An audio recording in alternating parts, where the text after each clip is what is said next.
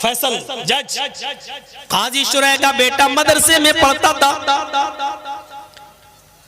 उस्ताजों ने कहा है तुम्हारे बाल बहुत बड़े हो गए हैं, आजकल तो पता नहीं कौन कौन से बाल चलने लगे हैं।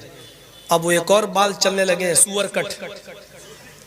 सुअर कट बाल जानते ना, इधर से कटे हैं, इधर से कटे हैं, इधर सब टकला है, चारों तरफ गोल, बीच में छत्ता मधुमक्खी का रखा हुआ है।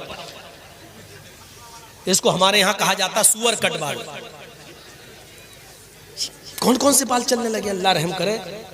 और जाने पता नहीं कौन से हिजड़े ने निकाला होगा ये बाल, उनके नक्शे कदम पे हम चल रहे हैं।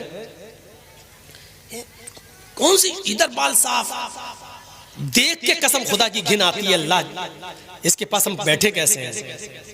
इधर से टकला बना, इधर से टकला, चारों तरफ से गंजा दिख रहा, ऊपर छत्ता रखा हुआ है, लगता है जैसे टुल्लू पंप चल रहा। अजीब हालत।